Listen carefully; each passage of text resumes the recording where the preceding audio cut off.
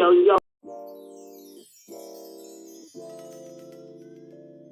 Blog Talk Radio. The motherfucking saga continues. Yo, what's up, world? It's badass thuggin' like I usually do, and you better turn it up, bust some speakers out, cause we off the motherfucking cuff. You dig how we do it? Dogtown Gangsters 2000 and beyond. Bleh. What's up with it, y'all? Man, don't change that dial. This your player partner, the legendary Cocaine. And you tuned in live to Off the Cuff Radio. Better not touch that dial. Well. Yeah, this is Cassidy, the hustler. And right now, you listening to the Guillotine. Show them the respect they deserve, man. Off the Cut Radio, man. Y'all already know how they doing it, man. I need y'all to stay tuned. They've been doing it for years, so show them the respect they deserve. And you heard it out of bars, man. Easy. Keep it moving like this. Yo, this your boy Rampage. You're not rocking with the best. With Off the Cuff Radio. Classic. History. Fix your face to all you haters. We off the cuff, baby. What's up, everybody? This your girl, Bonnie Dollars, the Queen of Trap, representing Crenshaw, and you are now tuned in with Off the Cuff Radio. What's up? What's up, y'all? This is Miss Irresistible, giving a shout out to the live show on Friday nights, Off the Cuff Radio, and I'm live from the 704. Make sure y'all tune in for the blazing hot music. What it ain't, what it do. Chili Chill from that original Lynch Mob. And Off the Cuff Radio, always where it's at on Friday nights. West, y'all. All right. What's the deal, man? It's your man, King Eric, the Media Assassin. We are now tuned in to episode 662 of Off the Cuff Radio, y'all. Big shout out to Fleetwood for making this connection happen. And we have a dope show lined up for tonight, man. This guy coming in from Oakland, California. He's a dope reggae artist. He's a dope activist, part of the Black Panther community. He's part of the Woo Killer Bees. And he's been putting a lot of community work, and he's been putting a lot of musical work as well for the past 20 years. So let's all welcome Celyon, y'all, the Off the Cuff Radio. What's good? How we feeling? It's honored to be here on Off the Cuff, man. Salute. Yes, sir, man. Like it's been a dope build, man. I've been reading about you and everything, and you clearly have a good resume going on. You're clearly very active with what's going on with society and the culture. So you care to let everybody know, tell us about yourself? Yeah, no doubt. Like you mentioned, representing right here out of Oakland, California. Originally from the island of Sri Lanka, you know what I'm saying? And so I'm technically I put out an album in 1999, you know what I mean? And that's the first rap album by a Sri Lankan artist, you know what I'm saying, in the West, So I have that adage as well as being like the first Sri Lankan rapper, you know what I mean? But born and raised in Cali, man, been doing a lot of work, as you mentioned. In a lot of ways, I always say like hip hop saved my life, man. So in a lot of ways, we strive to give back in terms of the knowledge that we received back in the day, to avoid the negativity and some of the ways the system has us set up, for young brown and black males to get trapped in the system, So hip hop, through the knowledge, we were able to find a way out. So that's what I strive to do, man. Beyond the music, as you mentioned, I'm an organizer working with the Black Panther Party Cubs, headed by Chairman Fred Hampton Jr. And again, shout out to Fleetwood. We was just in Chicago together out there celebrating the 77th birthday of Chairman Fred Hampton, who was assassinated by the U.S. government on December 4th, 1969. You know what I mean? We put a street sign in his name up there right where he was assassinated, you know what I mean? Because his son continues to work as a Black Panther Cubs, as well as I'm an educator. So I'm in the schools. I've been working in Oakland schools for over 25 years as well, you know what I mean? So we busy, man. We doing a lot, for sure. That's what it is. And to let people know, how did you meet Fleetwood? Man, matter of fact, you know, that his name and his reputation preceded him. You know what I mean? So I definitely, being in the Bay, both being Bay Area cats, you know, for years, I've definitely heard of him before. But we was at an event, you know, shout out to Mr. Fab and the whole Dope Era team. We was at Thug Therapy. And Thug Therapy, the acronym for Thug that Mr. Fab came up with is teaching, healing, uniting, and guiding, right? So Thug Therapy originally started out as like a men's wellness mental health group where we get together and kind of like talk about the issues that was going on in our houses, the community, and whatnot. Yeah, I mean, and so Brother Fleetwood was a speaker right before Spice One was speaking. You know what I mean? So this is a few weeks ago out here in Oakland, man, and it was very inspiring to hear about what he's been through, and also seeing his work as an author as well. So I made sure that I, you know, put some bills in his hand and supported the book as well. I'm in the middle of reading it. Powerful work, you know what I mean? But yeah, we met at Thug Therapy through Mr. Fab and Spice One. And how did you get involved with the Black Panther Party? Well, it's really the Black Panther Party Cubs because the Black Panther Party itself, we say it was militarily defeated by the U.S. government, right? In the late 70s, early 80s. Now, however, ideologically it won because they still inspire the people, you know what I mean? So in terms of, as we know, Oakland, California is the birthplace of the party in October of 1966. We're coming up on that too, of the anniversary of the party. So being here in Oakland, a lot of my elders and a lot of the people that I have been mentored by were veterans of the Black Panther Party. You know what I mean? So people that went through that struggle in the 60s and 70s and continued in the movement all up to the present time. So I always had a tremendous respect for that legacy. But it was really working with Chairman Fred Hampton Jr. where I got involved with the Black Panther Party Cubs. And a lot of the work we do is around what we say police terrorism, you know, because police brutality is a euphemism. So a lot of times, you know, we worked on the Justice for Oscar Grant campaign, different campaigns over the years, from Mike Browntown all the way to Ferguson, Missouri. We was also in Minneapolis, Minnesota during summer of 2020 with George Floyd and everything. You know what I mean? So that's part of it. We also work with a lot of political prisoners, such as Mumia Abu Jamal, Imam Jamil Al-Amin. We say our call is free them all in terms of political prisoners. You know what I'm saying? So that's some of the work of the Black Panther Cubs. Now, do you see today being it real different to get Black people on the same page versus how it was during your era? Man, it's hard to say, man. You know, myself, I'm 44 years old. You know what I'm saying? So, like, you know, I'm, you know, I would consider myself more of the hip hop generation. You know what I mean? And so, a lot of what we learned was from the music. You know what I'm saying? And what was coming through, especially in that late 80s, early 90s. You know what I'm saying? There was a lot of consciousness. You know what I'm saying? In the music, and so I learned a lot from brothers like Ascari X and Public Enemy and stuff like that. You know what I mean? And so I think as far as the struggle in the 60s and 70s, I feel like it was more grassroots. People were you had to put the boots on the ground and actually do the work, where nowadays you're able to kind of go online and create a persona for yourself sometimes without even being a real person. You know what I mean? So I think, you know, the struggle continues, but we have to evolve with it. You know what I mean? Like, we've made progress, but on a whole, we see the conditions are still rough. You know what I'm saying? And that's what we were talking about, Thug Therapy.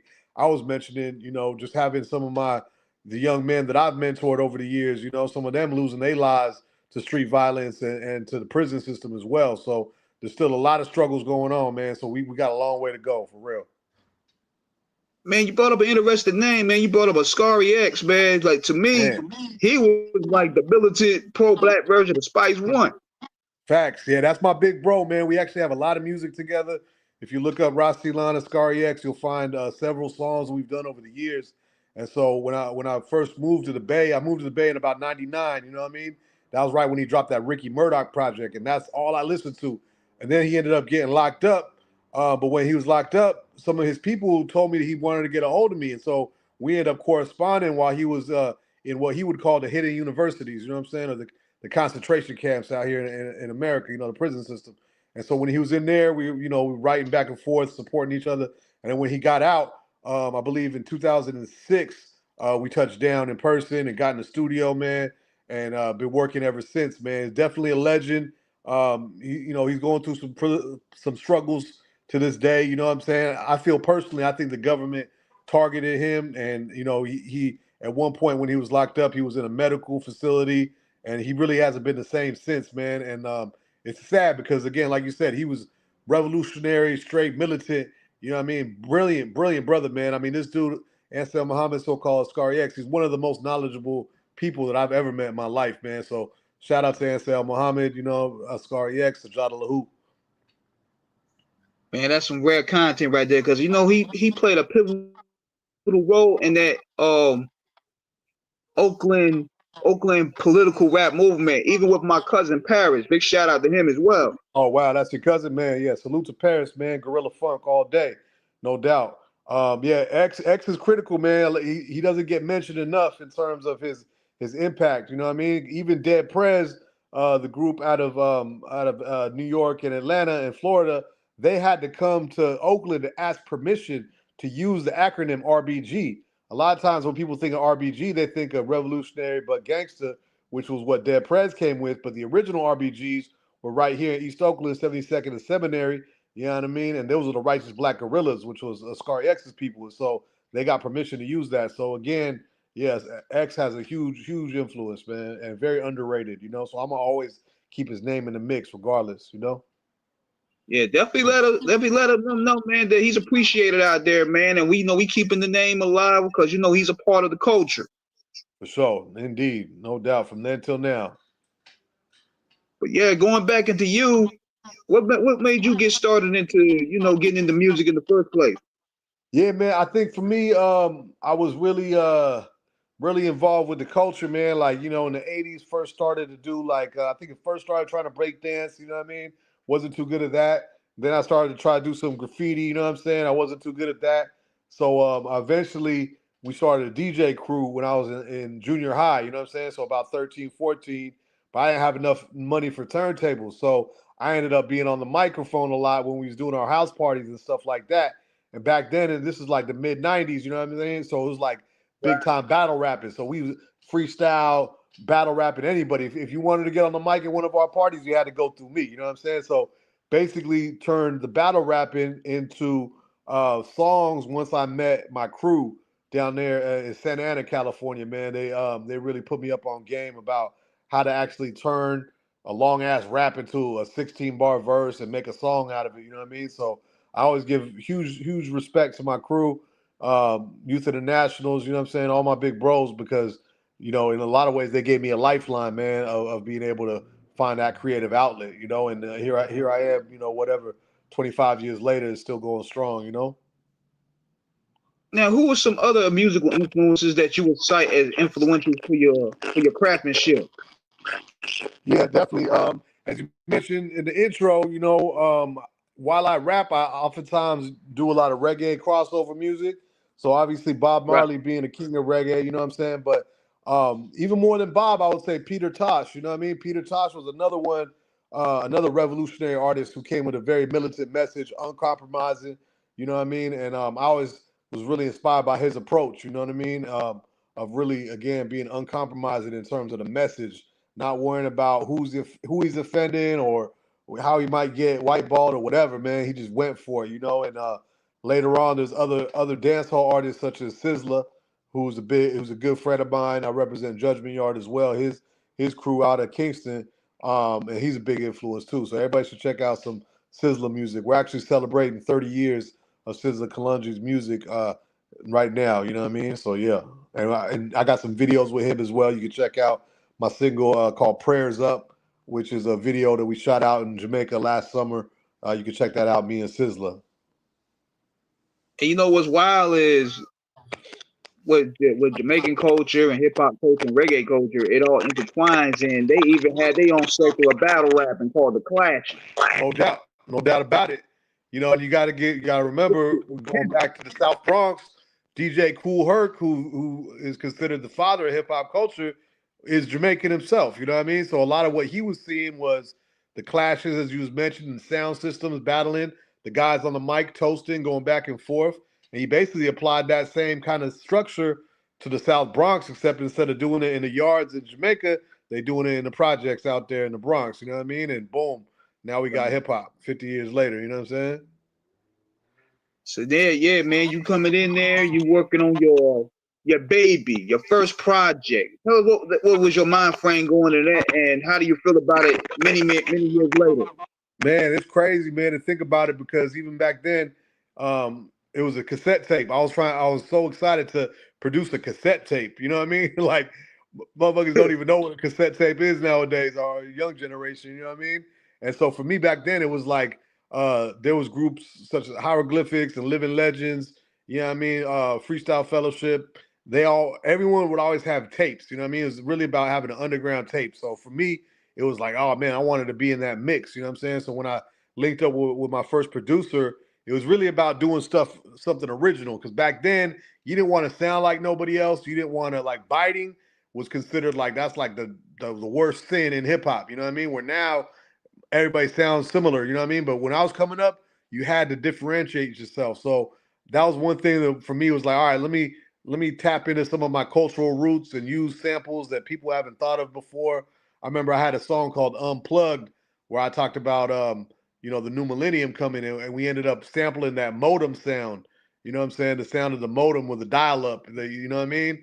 And kind of made a song about technology and stuff like that. So always striving to be creative, man. And ultimately we were pressing it up ourselves and selling it out the trunk. You know, we call dirt hustle. So we go to the shows and do the show and then try to sell as many tapes as we can. And eventually the tapes, turn into CDs and vinyl. And I always enjoyed selling music like that. You know what I mean? So now we release music digitally on streaming, but we still try to make some physical products because, especially internationally, a lot of people still want that physical product. You know what I mean? So while things have evolved and changed, there's still that kind of core approach. You know what I mean? Yeah, especially with Oakland, man, because I did an interview yesterday. We was talking about that, man. You guys were the blueprint of selling it out the trunk of the cars and all that, and Yeah. just have being that hand over fist to the consumer. Because even when I was talking to Fleetwood earlier, he was pitching his book to a customer while he was on Hey, the that's phone how with he does me. it. Never stop hustling, man. You know what I mean? I mean, even Master P got his start in Richmond, California. The original No Limit Records was a record store in Richmond. You know what I mean? And yeah, man, that's something, that's a tradition that goes way back. And in many ways, I think you can find a connection between the Black Panthers and the independent hip hop movement because what's the common theme there? Self-reliance, right? Not depending on nobody Right. else to do it. They ain't asking the police to, oh, could you be better at policing? No, we go and police our own community. You know what I mean? We're not going to the record labels. Oh, could you put out an album? No, we pushing it ourselves. You know what I'm saying? So that self-reliance is key, man, and being able to just, not depend on no one else. Just hustle your own business,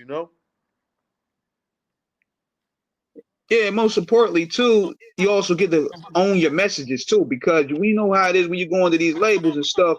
They'll tell you, well, you can't talk about this, you can't talk about that. You got to Man. take this song off. You get to keep it all when you hustle this thing independently. Facts.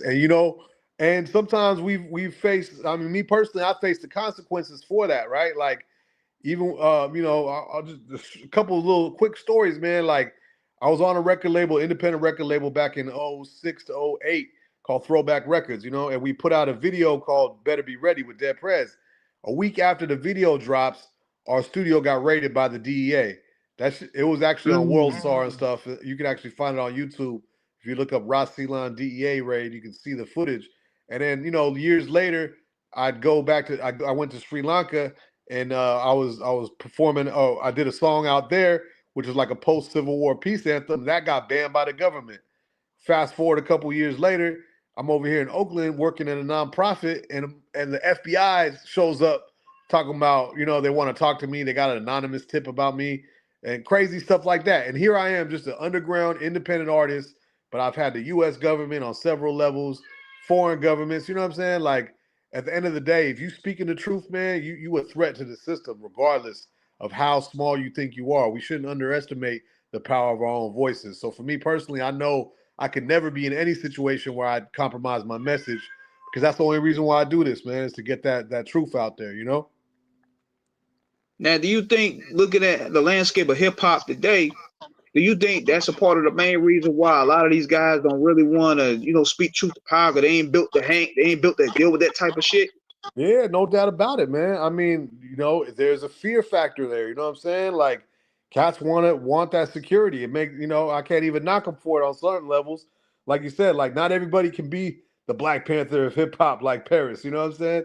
Not everybody can be the CNN for Black America like Public Enemy. You know what I'm saying? So like, cats would rather just be comfortable and make some money. You know what I'm saying? A lot of folks, but I do think and then when we do have brothers like Nipsey Hussle, for instance, who was putting a lot of substance in his music, but even beyond that, he was actually doing work in the community to uplift his environment, right?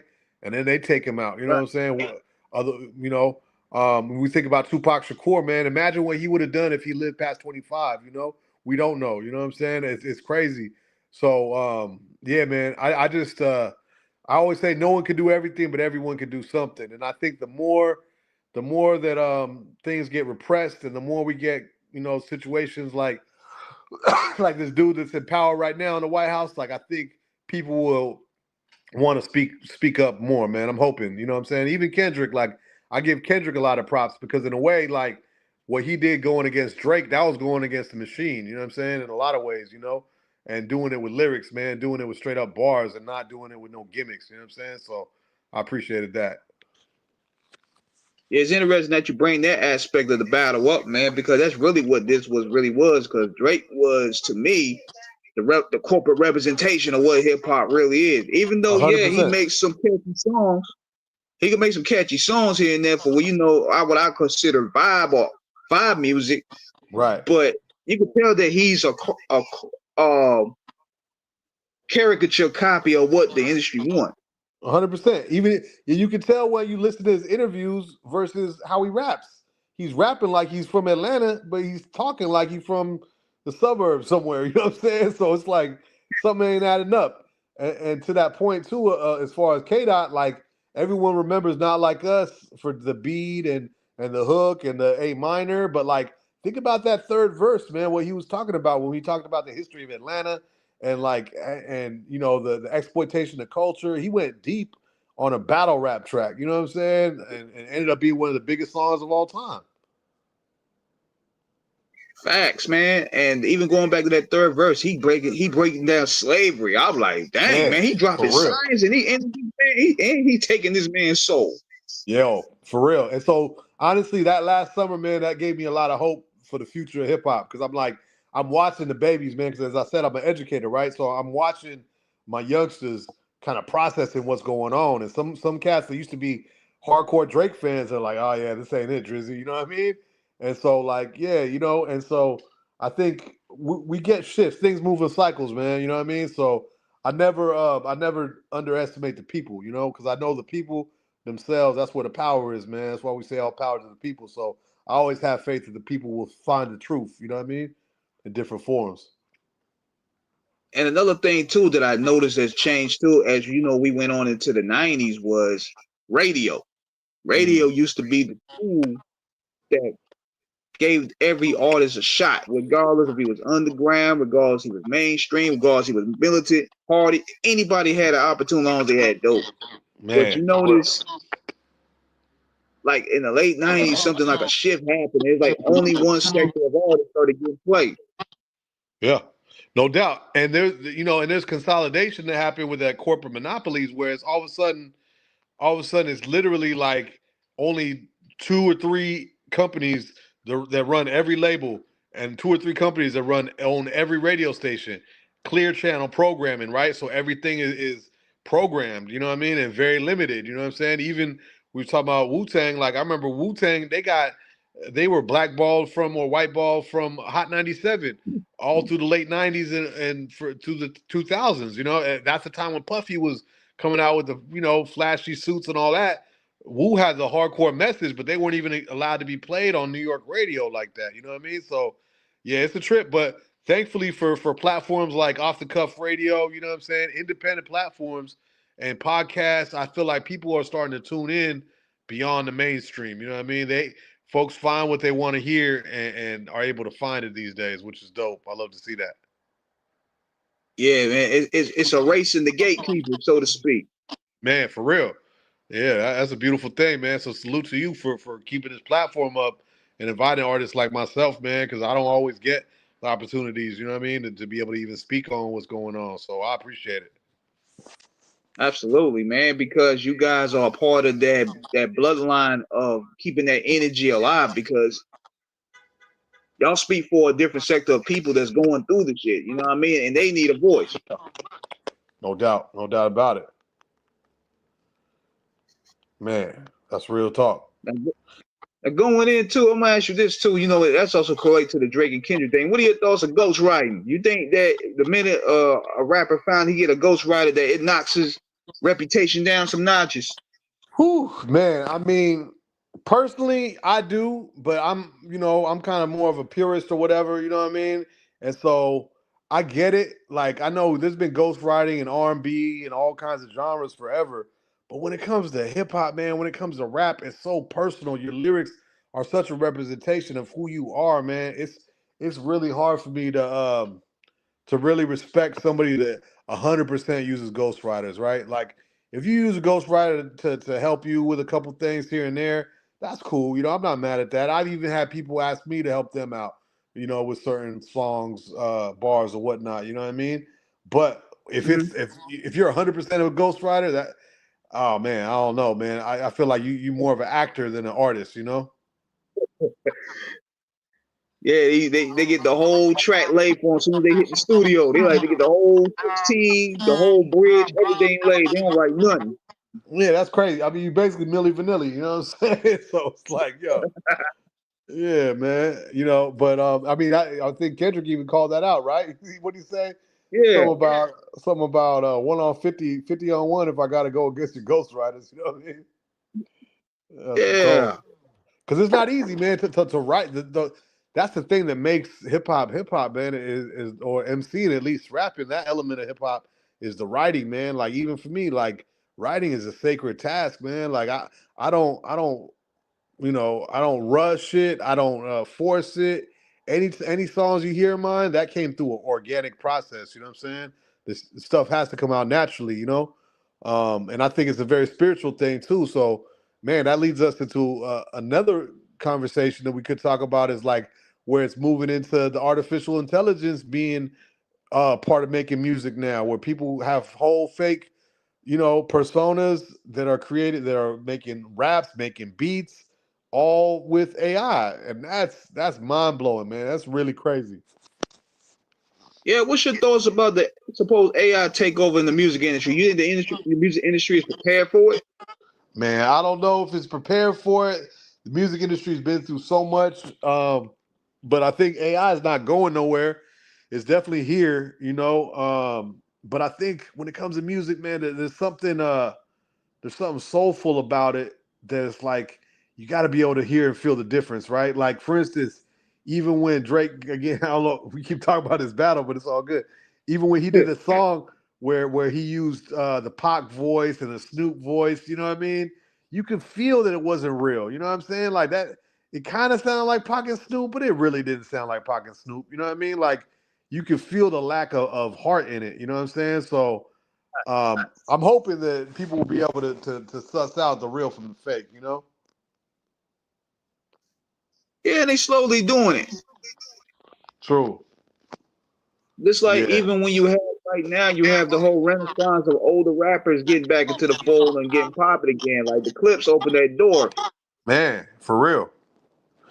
I love it, bro. I mean, I'll be honest, like, yo, I went and saw the Woo in Sacramento, man, and bro, they're playing it at where the Kings play, and it's like 25,000 people packed in that stadium, you know what I mean? Or in the whole arena's packed, singing word for word. I'm seeing every age from people in their 50s to little kids, like teenagers, you know what I'm saying? And like that's that, most of the Wu-Tang brothers, they in their 50s, you know what I'm saying? So it's dope that I think we finally are trying. I think the glass ceiling or the age limit for rappers has finally been lifted to an extent. You know what I mean? Where it's like, if you look at the rock and roll cats, these dudes they play the guitar and tour until they dead. You know what I mean? Until they 90, 80, you know what I'm saying, years old, 100 years old.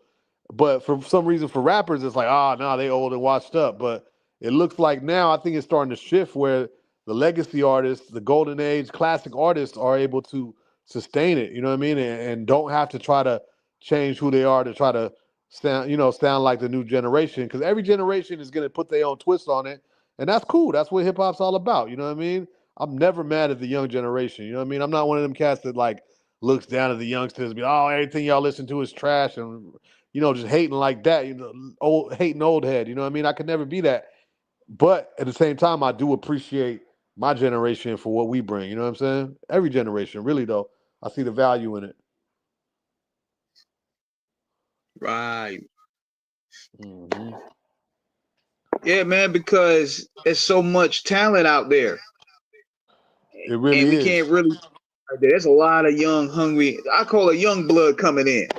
Yeah. And they bringing that form of energy too. Now, even though they're probably in their late 30s and 40s, we had the Griselda movement. They single-handedly changed the landscape of New York hip hop and bring it back regional. Yeah, no doubt, no doubt. I love that for sure.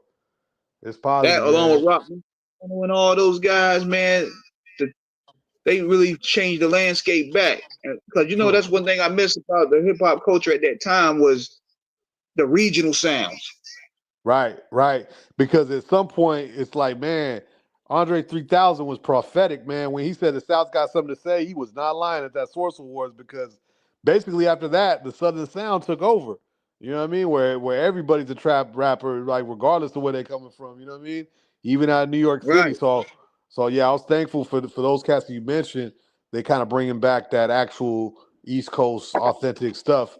Well, I got to say, that's one thing I am proud of the West Coast, though. The Cali is like, for the most part, has kind of kept our regional sound. You know what I mean? It's evolved for sure, like, especially here in the Bay. Like, we had the mob era, then we had the hyphy era, then kind of the post-hyphy. Like, for instance, this new song, my new single that's dropping on Tuesday, September 9th, is called Disinformation Age or Disinfo Age.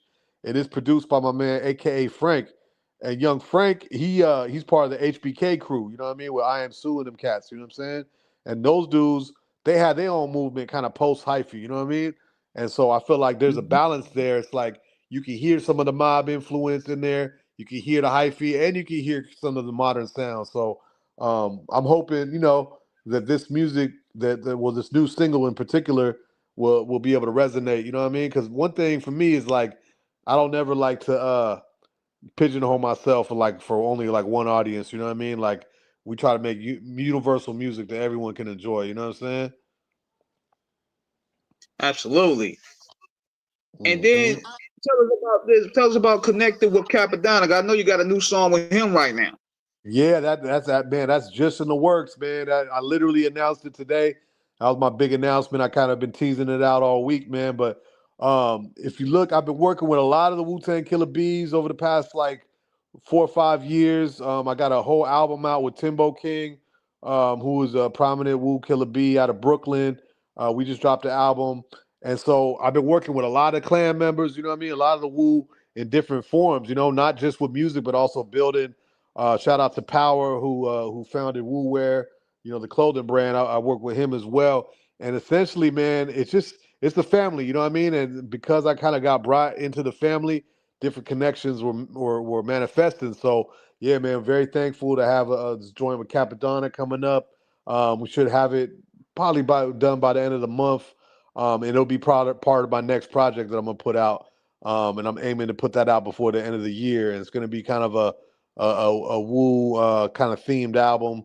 I got Capadonna on there. I got Ninth Prince, who's the RZA's brother. We got a single out right now called Buzzsaw, which is actually on a bunch of charts right now, a bunch of radio shows and playlists. Is doing very good.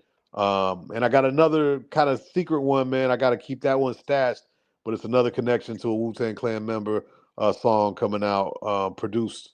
So yeah, that's coming out soon as well, man. So I'm excited, man. Really, really humbled and thankful, man. Because at the end of the day, in the '90s, I was that kid writing the W all over the place in Cali. You know what I mean?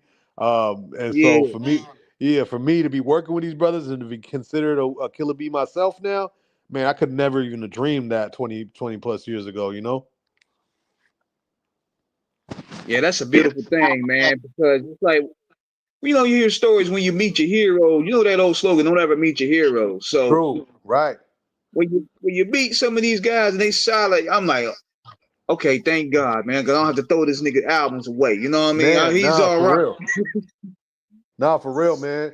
And honestly, for the most part, man, I've been blessed to like really have very positive experiences with most of my heroes, man. I mean, I'll take it back to even to Paris. I remember I met Paris and RZA the same day. This was in Frisco about 2005. You know what I'm saying? I remember giving my CD to the RZA. He picks it up and he pronounced my name perfectly, which hardly anybody does. And shout out to you. You pronounced it right too. But he said Celyon, and I was like, oh wow, I'll never forget that. And I reminded him of that recently when we reconnected. You know what I mean? But even that same day when I met Paris, man, I handed him my CD. You know what that comrade did, man? He handed me a stack of like his whole catalog. It was like 7 CDs. He was Wow. like, he just handed it to me. I was like, what? Oh man, I'll never forget that, bro. I was like, that was such a blessing. You know what I'm saying? And again, those are like two of my heroes in hip hop. Where in the same day they showed me much love, man, and that was like 20 years ago. You know? That's a beautiful thing, man. That's just giving back to the people. It don't even have to be just money, man. It could be just the information and just, Right. the catalog of appreciation. No doubt. That's like even when I do shows, man, I always like I'm not the type to like do a show and then go right back to the backstage, back to the dressing room and just smoke and chill. Like I like to go out in the crowd, man, shake hands, take pictures, you know what I mean? Like whatever, sign CDs if they want it, like whatever, you know what I mean? I try to have that interpersonal interaction, man. I tell people all the time, like, yo, if you at my show, follow me, hit me with a DM, I'll follow you back or whatever, bro. Because even right now, to anyone listening, man, if you go on Instagram, RASCEYLON, tell me you heard me on Off the Cuff Radio, man. I'm gonna give you a follow. You know what I'm saying? Because we got to be able to Sure. create that natural connection, man. It really means a lot. It goes a long way, you know. For sure, man, because people don't understand the power of networking. Man, come on, man. That's real. And that's one thing I appreciate about the brother Fleetwood, man, is like I said, we was with each other in Oakland with Spice and Fabby, and then boom, a week and a half later, we in Chicago holding it down, you know what I'm saying? Doing some powerful revolutionary work. And now he got me on an interview with you. We're planning to do some next stuff. So it's like, yeah, man, that networking is no joke. Your network is your net worth, you know? Even JT the bigger figure said it best. He said your network will be your bank account. Man, that's facts. And we see the stuff he's doing, man. That brother, man, I'll be so inspired looking at his stories on the Instagram. He's in Burkina Faso, he's in Haiti, he's all over the place doing shit, you know? That's dope. And on top of that, JT, he had the original Tubi, man, with Trap Flicks. Right. Nah, for real, for that Trap Flicks, that was innovative, man. You ain't lying. JT's the truth, man. And a lot of artists, he discovered a lot of cats too, man. From the game to all kinds of people, you know? Definitely. And that's the thing about the Bay, like, you know, like his song says, game recognized game. That's still the same factor. That's a fact, man, because at the end of the day, that's what I admire about you guys, man, is that y'all deliver hand over fist. Y'all will go direct to the consumer. That's what I don't like about the streaming era right now, because it's like it's really robbing the people. It is. It is. No, I call it legal piracy. You know what I mean? These are legal pirates. You know, Spotify, Apple, yo, they legal pirates right now, bro. We getting paid pennies. You know what I mean? Pennies off of that stuff, man, which is crazy. But like I said, one thing we've been trying to do is like even in this strictly streaming area, we've been still pressing up, you know, some vinyl and CDs, and we may not sell as much as we used to, but there's still people out there that want to support it. You know what I mean? Like, so I'm thankful to the fans, man, that's still down to put a couple dollars out there, and we head to the post office and we ship it out ourselves, man, and that's love, you know. Yeah, man, it's about having that core base, man. The core base is what keeps you going up through the ups and the downs. Factual. And it doesn't have to be, you know, quantity, like the quality outweighs the quantity. You know what I mean? Like it could be a small number, but that small number could do wonders. You know what I'm saying? But yo, where is Off the Cuff based out of? Where you broadcasting out of now? I'm in Raleigh, North Carolina. Okay, NC. Okay, that's what's up. Man, I never been to Raleigh. I've been to Greensboro back in the day, in like the '90s and stuff. Man, it was lit. I liked it out there. But see, But people coming Raleigh, in now, Raleigh, nigga, Raleigh's starting to become more like a melting pot for people. that's what's up. Is that where Ninth Wonder is from and stuff? Little brother? Yes, sir. Night Wonder is probably like 30 minutes from where I'm at. He's in Durham. Durham, okay. Yeah, Raleigh, Durham. Yep. And Little Yeah, brother as well? Yeah, Little Brother. Right. J. Cole, he's in Fayetteville. Okay. Yeah, so in North Carolina definitely has put it down, man, in a major way, man. I would say over the past 20 years as well, right? Absolutely. And a lot of people they more so now coming out here and doing shows now because, man, when we first came out here and everything, man, it was like a ghost town, but now it's like a whole different world. Man, that's dope. That's what it's all about, man. You got to build it up, you know? You got to build up the base and give the people what they want, man. And next thing you know, man, it becomes a hub, you know? It can be small at first, and then it blows up. It's a beautiful thing. Bro, there's so much hungry talent out here. It's crazy, man. Yeah.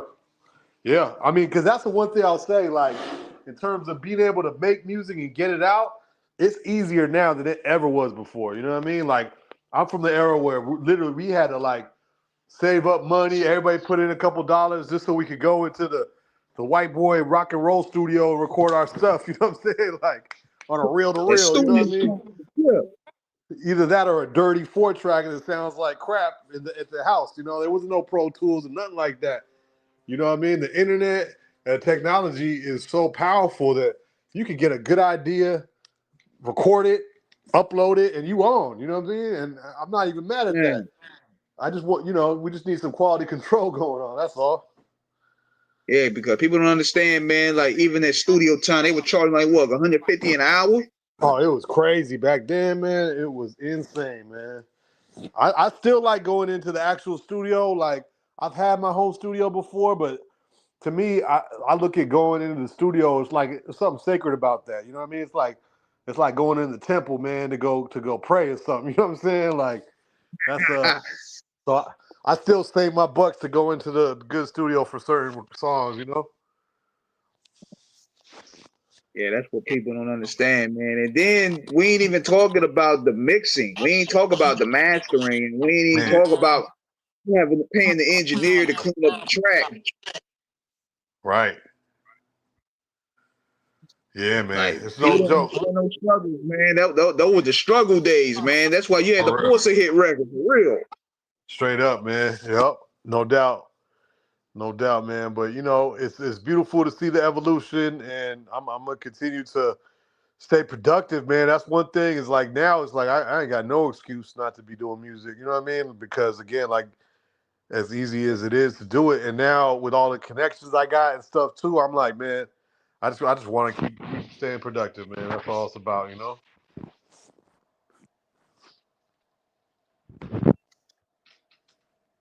Yeah, you gotta definitely stay productive, man. And another question I want to shoot to you is when you get into that zone, that creative zone, like what are like those writing sessions like? Yeah, it's it depends, man. It can be sometimes I can be just at the crib, you know what I mean? Maybe, just chilling. Or sometimes even when I'm driving, I really like listening to instrumentals while I'm driving. And that's where I get a lot of my best ideas, man. Just driving and letting it slap, you know what I mean? A lot of times my hooks come like that, but like when it comes to like verses and stuff, I usually at the crib, just kind of focused. I usually will just have the instrumental playing. I personally write to beats. Not everybody does. Some people just write to write. Sometimes I'll write to write, but for the most part, I'm writing to a beat. And the way I always say is like I write to record, I record to mix, I mix to master, I master to put out, and I put out to push. Like each one of those things have to happen. I don't like wasting no time. You know what I mean? Like there's nothing more annoying to me is like than doing a song that never comes out. To me, that's like it's pointless. It's like wasting time. It's wasting money. It's wasting energy. You know what I mean? So like everything I do, I want to get it out there because ultimately, man, that's what it's for. It's for the people. It's not just for my own ego. You know what I mean? So I want people to be able to tap into it. You know what I mean? So yeah, that's why again it comes down to that productivity. That's why to this day I think I've got about seven albums of my own stuff that's out there, as well as like a lot of features and stuff like that. You know what I mean? And nowadays the other element that we could talk about is the videos. You know, if you folks want to check out my YouTube channel and my content on YouTube in general, man, I've had youngsters be like, "Yo, man, I spent the whole weekend just watching you on YouTube because I got so many dang videos." You know what I'm saying? Because that's the other thing is like a lot of times our people are more visual orientated. Like you could drop a single and it might be bumping, but they might not really check for it unless the video's out. Like I got a song with Razkaz right now. It's very powerful. It's called Ancestors, right? It's a really powerful track. You can check it out. It's streaming everywhere. Being Razkaz and my sister Kara Kersey on the hook singing, and it's dope. But I know that we got to record the visual because once we make the visual, then I know a lot of his audience is gonna want to see it more.